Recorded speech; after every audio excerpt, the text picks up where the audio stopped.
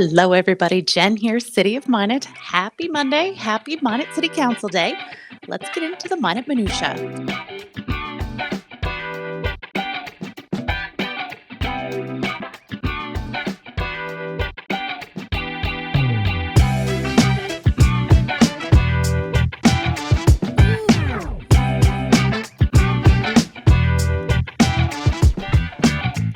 Coming up in the next 2 weeks, the Economic Development Plan Review Committee is going to meet again on Friday at 1 o'clock. They've gone through the entire ordinance together. So on Friday, they're going to be building the committee recommendation that they'll take to Minot City Council in coming weeks.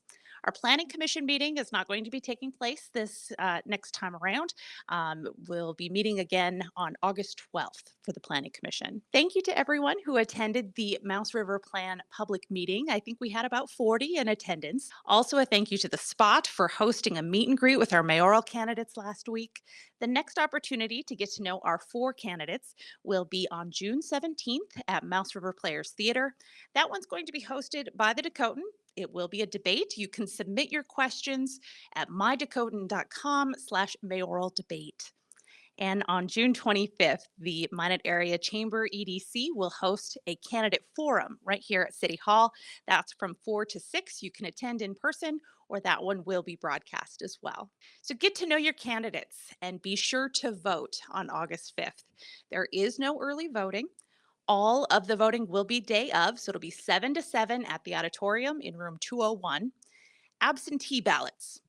You can request your absentee ballot at vote.nd.gov, and you would mail that application to the Ward County Auditor, and she'll mail you an absentee ballot back. Or else you can stop at the Ward County Auditor's office on or after June 26th, and you can pick up your absentee ballot there as well. But vote August 5th. Tell a friend. Also coming up in the next 2 weeks, our neighborhood meeting topics are Minot City Transit on Monday the 23rd and emergency operations on Thursday the 26th. Thank you to everyone who attended the road construction and water main replacement topics last week. There is still room for that crowd to grow. Decisions are made by those who show up. That's President Bartlett next to President Roosevelt there. Any West Wing fans? Am I in good company? Minot City Transit next Monday at 5:30 at the Transit Center. That's our next neighborhood meeting. We'll talk about funding, big buses versus little buses, fixed routes versus door-to-door, direct response, and then paratransit eligibility. We'll talk you through all of those pieces at that neighborhood meeting Monday at 5:30. Next Monday, a week from today. Now, how about tornado weather? Do you have a place to go? And did you know that the Minot Police Department will open up the Minot Municipal Court at the auditorium when there's a tornado watch? I didn't know that. So we're going to meet at Minot Municipal Court at 5:30 on Thursday. We'll talk about that and other emergency situations. We'll talk about recaps on exercises for flood control, as well as the exercise for the airport that just took place last week. So those are the neighborhood meetings next week, Monday and Thursday. Anyone copy, please move triage. If you are able to move back. Sticking with that airport exercise for last week's recap, these are scenes from our airport exercise last Friday. The scenario was that a commercial flight was landing and collided with a stolen Cessna 172. We had a lot of takeaways initially, and we'll have another after-action review tomorrow and a full report at that neighborhood meeting. One thing that I can tell you that I wasn't prepared for was the fact that family members, for those that were on that commercial flight, were already at the airport to pick up their loved ones. Like they were there before the response team. That was a heavy topic for me as public information. So excited to share with you at that neighborhood meeting. Now, I'm going to spare you the full construction update this week. A reminder that you can find all the information that you need about current construction projects on our traffic impact map. Go to our website, minotnd.gov. GIS is right in the middle with all of those map options. 16th Street does have its own site at minotroads.com, and Puppy Dog Coulee information can be found on the engineering page of minotnd.gov. So those are our big projects right now. We'll talk about the agenda shortly, but first, this week on the Minor Minutia, Chris Plank is our grant administrator, and he's going to tell us what it means to be an entitlement city.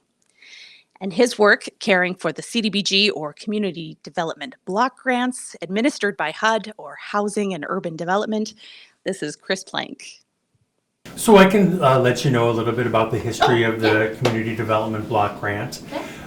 Folks, residents may hear a lot of the CDBG acronyms, and so it stands for Community Development Block Grant.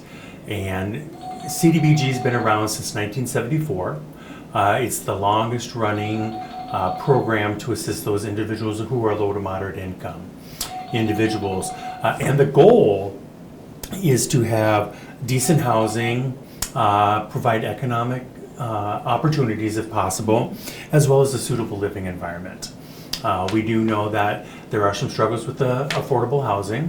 What can we do to help improve those types of housing, to bring them up to code, or just to provide a decent living for individuals? There are more than one CDBG grant, right, that you manage? You have multiples that you're taking care of. Very true. We recently, in 2023, got identified as what we call an entitlement community. So we will be receiving an annual allocation, if it's funded, moving forward, that we can use for 3 different uses. One is to benefit the low to moderate income.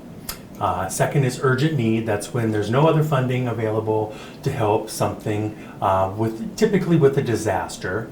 And then to alleviate slum or blight. Now that's a little more difficult because we have to go by the state regulations, the city regulation, and meet the national. So that is a little more tough.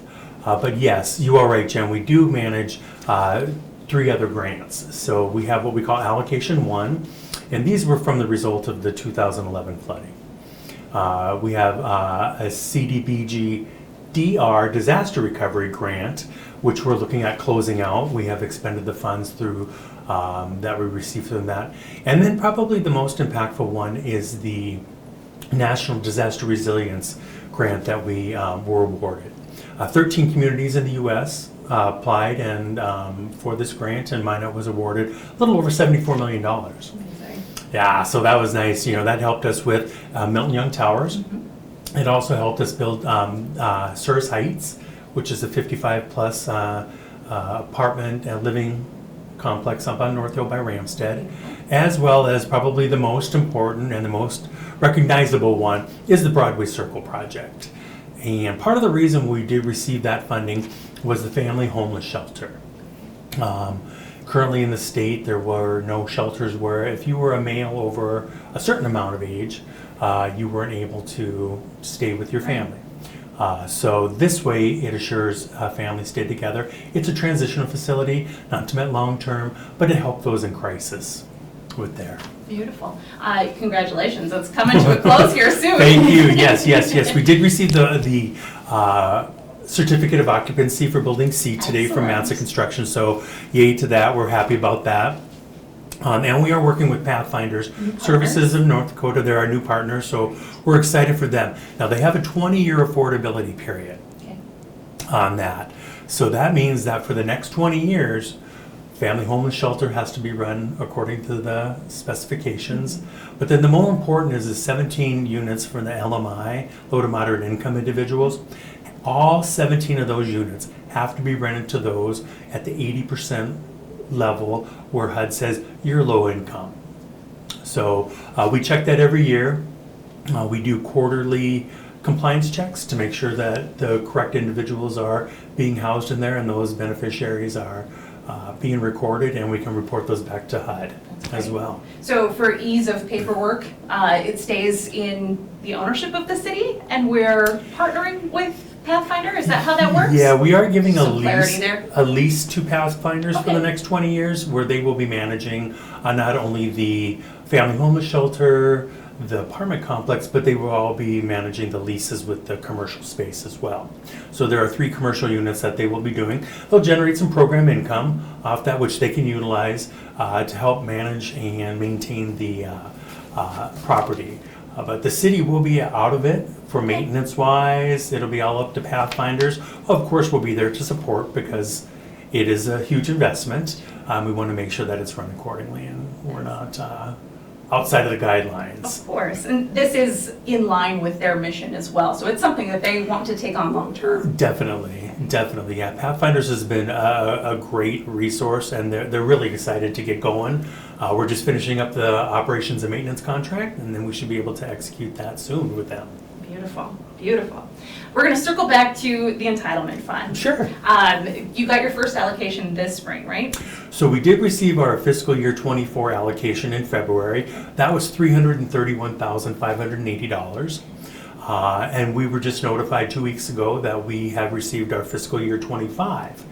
It seems kind of weird that we're halfway through the year and we received our 24 allocation in 25. However, with the appropriations of the funds, figuring out some logistics caused that delay. And we did receive $313,580 for fiscal year 24. Now that's down, and what could affect that is every year the federal government adds more entitlement communities. So there's only so much money that can go out, and every time you add an entitlement community, it decreases those pots. Sure. So just to compare, Fargo got around 380,000, Bismarck got around 380,000.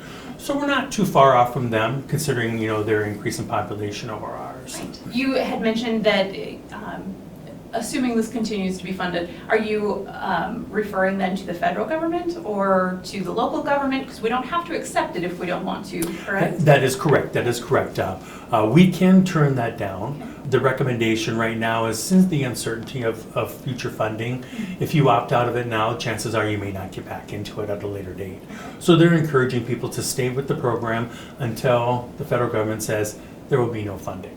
And then we can look at other options, whether it's state CDBG funding or whether there's some type of local funding that could be provided with that. You went over the different things that the entitlement funds are eligible to fund. Mm-hmm. Do those go more to organizations? Do individuals reach out to you? How does that get dispersed? So it is a reimbursable program. Okay. So we tend to work with the nonprofits to assist individuals. For example, if we did Meals on Wheels. So what we would do is they would they would send us information on individuals that they served. We also like to get some demographics, such as income if possible, even though they are a protected class because they are seniors and they're automatically eligible. We like to gather some information for socioeconomic, as well as their race and their ethnicity. Just not that the federal government loves statistics, so anytime we can provide them those statistics, we can go ahead and do that. Another example of how we could help is, so 20% of our funding can go towards administration. So that's for us within the city to do our compliance checks, to do our planning, to do our monitoring. And then 15% of it can be used for what we term public services. Now, some public services that we're going to do is maybe Meals on Wheels. They also have a foot care clinic where they provide an assessment for seniors at the Commission on Aging. And then another one that we have funded for 24 is the Minot Area Men's Winter Refuge, helping them with their utility bills with that. So 15% of those public service dollars. And then we have this overarching for rehab and reconstruction. And that's where I tend to work with, and I'm looking for suggestions from local nonprofits that I could use it. One example would be going into a senior's home or someone who has a handicap issue. Maybe remodeling their bathroom, maybe putting up grab bars, maybe going over, for example, with seniors, we really don't like throw rugs because they could be, a danger to some individuals who may be having mobility problems. It could be assisting in building a ramp to someone's residence, whether it's a mobile home or a single family home. So those types of projects and activities are ones that we really look to fund. Sure. Is there a nonprofit that comes into your home and can make those suggestions, or is that an individual basis? So it is an individual basis. Now I know Community Action does have a program with that, as well as Minot Commission on Aging. So, working with them to find out if this is a project they would like additional funding for. They may have funding for it and have it expended and may not need more, which was rare, but it can happen because they are very due diligent with their money. So they're good stewards with that money. So, and that's one thing that we try to be as well. There are some certain regulations that we do have to follow.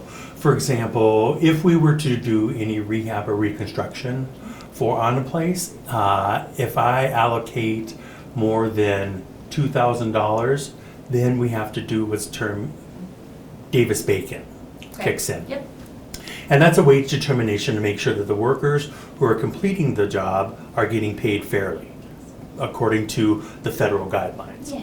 The federal guideline says, here's a base wage, but then here are some spiffs that you may add on to that. So it's my job and my staff's job at City of Minot here, as well as CDM Smith, to do those compliance checks. I got to take along on a tour of Milton Young Towers and just talk about some of the good that you're particularly proud of in this program. Well, this whole program, before I started working here, I'm only 2.5 years in to my job, and it's really opened my eyes to the need in the community, as well as the benefits. For example, we refurbished 74 units at Milton Young Towers, redid their community room, redid the bathrooms on the first floor.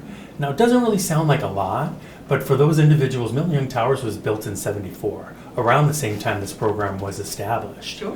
So it needed some updates. We helped with the fire system to protect them. How many floors are over there? 14, 20 floors. So to make sure individuals, are safe in case of an emergency is one of the benefits too. I do enjoy going up to Surrey Heights, which is the senior center. I'm lucky enough to run into some of those individuals in the community, and they recognize me, and then they, talk to me about, how things are going. I ask, are they treating you good? Is there anything else you need? What are you seeing up there? So getting that feedback really kind of invigorates you on a daily basis. So you put all the other things aside, but knowing the bottom line of helping individuals is the main goal with that. Continuing with the Minot Minutia, the Minot City Council meets tonight, so let's talk about the agenda. We'll lead with the big question: who will be the chief for the Minot Police Department? City Manager Harold Stewart will have a recommendation for council's consideration to kick off the meeting tonight. We have public hearings, one from Planning Commission, a rezone for Lichty Homes, a public hearing for the Renaissance Zone, and a public hearing for that CDBG annual action plan that Chris Plank talked about. In the consent agenda, we have license permit and finance housekeeping. We heard from Souris Basin Transportation at length last meeting. There are partnering budget amendments and service agreements to move forward with the demand response service support that was approved at the last meeting. 55th Crossing makes an appearance in consent items to approve the final subdivision plat. And then 2 grant awards in consent. We have 2027 NDDOT funds for Safe Routes to School. That will be for sidewalks near Edison School. And a big thank you to Aggie Foundation and Minot Hockey Boosters donations to the Minot Police Department. Those 2 entities purchased our K9 unit new bulletproof vests. Moving on to action items, 8.1 is Safe Streets and Roads for All. It is a grant authorization. This is a federal planning grant opportunity for future construction projects and possibly future funding.